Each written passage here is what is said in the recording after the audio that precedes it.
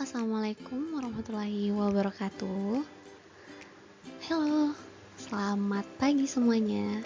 Nah, kali ini kita akan membahas mengenai karir apa yang saya inginkan ke depannya. Nah, ini adalah foto saya sebagai perkenalan wajah. Nah, sebelum itu kita perkenalan dulu. Nama saya Sally Nurfadia Iskandar, biasa dipanggil Sally. Saat ini sedang kuliah di salah satu universitas swasta di Indonesia yang bernama Telkom University. Pasti kalian udah pernah dengar dong kampus Telkom. Nah, kita masuk ke mengenai tujuan karir. Nah, di sini yang seperti kita lihat, tujuan karir yang saya inginkan itu ingin menjadi seorang analis manajemen bisnis. Kenapa demikian? Karena saya sangat tertarik mengenai bisnis itu sendiri sejak dulu. Nah, kenapa saya ingin menjadi analis manajemen bisnis?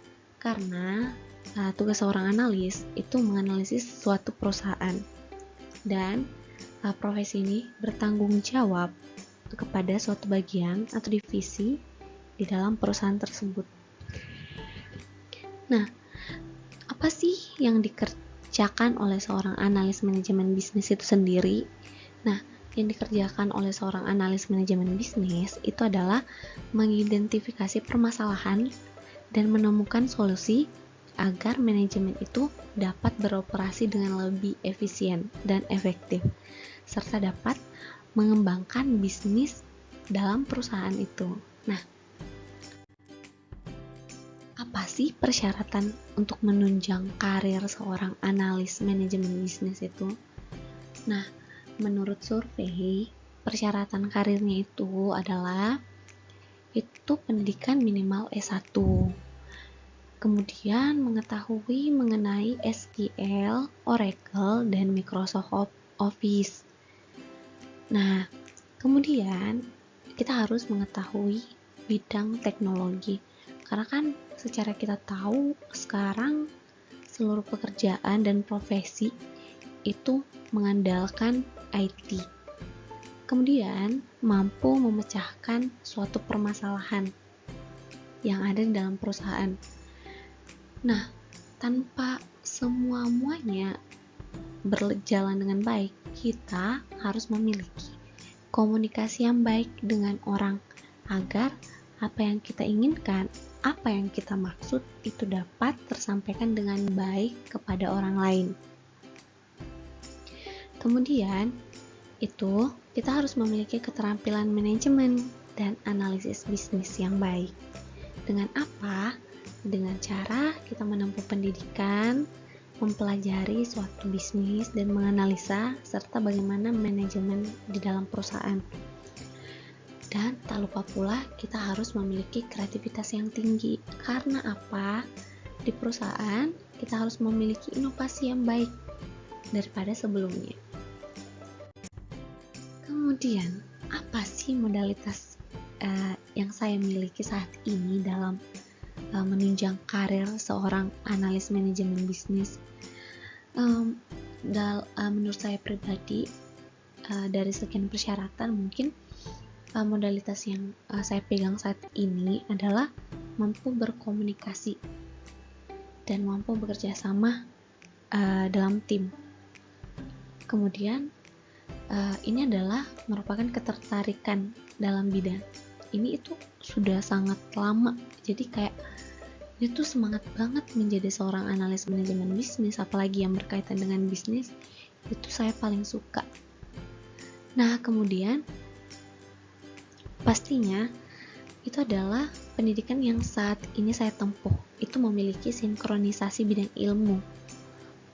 Kenapa demikian? Karena jurusan yang saya tempuh saat ini adalah sistem informasi akuntansi, dan di dalamnya kita mempelajari sebuah manajemen di dalam perusahaan, apalagi akuntansinya, dan juga kita belajar tentang IT.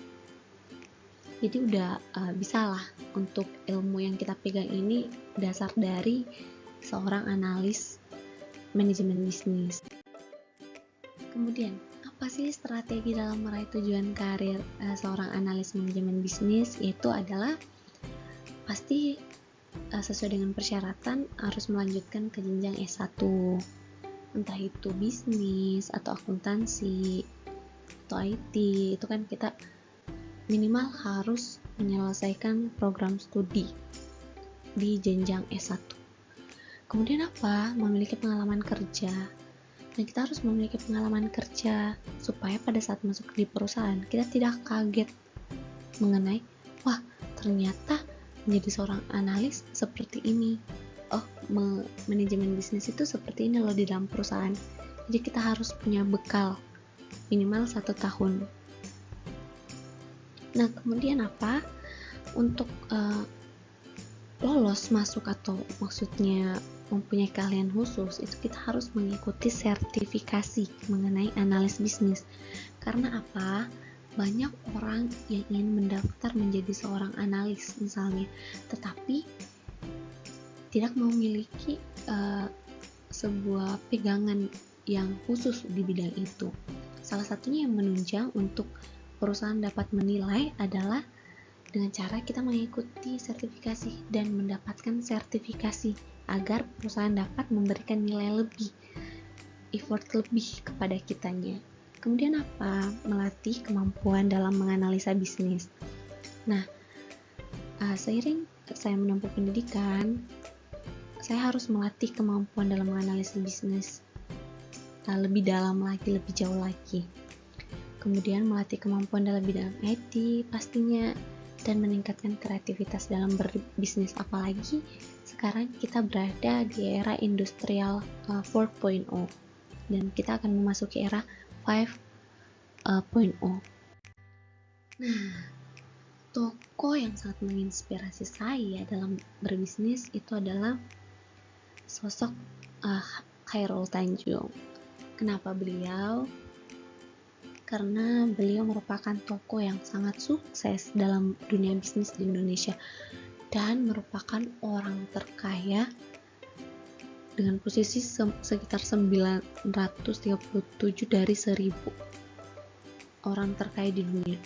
Nah, beliau memulai karirnya sejak di bangku kuliah. Karena kenapa beliau menunjang karir, merintis karirnya pada saat bangku kuliah? Karena beliau pada saat itu mengalami kesulitan finansial untuk biaya kuliah, dan dari situlah beliau mulai berbisnis, dari mulai menjual buku kuliah, alat-alat laboratorium dan lain-lain sebagainya, kaos. Nah, beliau juga mengalami suatu kegagalan, tapi dari kegagalan itu tidak meruntuhkan semangat beliau untuk mencapai kesuksesan dalam dunia bisnis. Dan akhirnya saat ini beliau memiliki perusahaan besar di Indonesia. Ini adalah biografi singkat mengenai pendidikan dan karir beliau, dapat kita lihat. Dan beliau, uniknya adalah beliau menuntut pendidikan di Fakultas Kedokteran Gigi Universitas Indonesia. Tetapi kenapa bisa menjadi seorang pebisnis entrepreneur yang hebat? Karena di mana ada kemauan, di situ pasti kita bisa. Kemudian karirnya adalah wow banget. Beliau adalah pendiri PT Pariarti Sindutama, pemilik Benu Supermal, dan kita tidak asing lagi dengan Trans Corporation. Ini adalah merupakan salah satu stasiun televisi di Indonesia. Kemudian pemilik Para Group dan komisaris utama PT Carrefour Indonesia. Wow, luar biasa.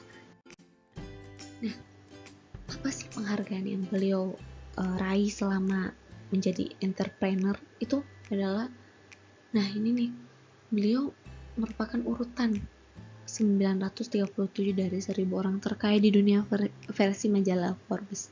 Nah, beliau juga merupakan mahasiswa teladan tingkat nasional sebagai sivitas akademika yang berjasa kepada fakultas dan universitas. dan merupakan eksekutif muda berprestasi, dan beberapa penghargaan lainnya yang mungkin tidak bisa disebutkan satu-satu.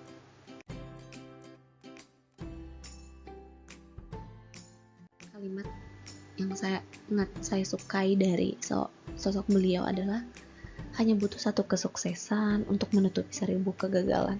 Jadi di sini kita belajar bahwa satu kegagalan itu tidak mempengaruhi sebuah kesuksesan, tapi dari satu kegagalan itu kita memiliki pengalaman untuk ingin terus meraih kesuksesan yang kita inginkan. Thanks for watching, dan terima kasih. Itu adalah tujuan karir atau karir yang ingin saya jalani ke depannya selepas saya menuntut ilmu di Telkom University dan jurusan Sistem Informasi Akuntansi. Thanks for watching and see you the next video. Bye bye.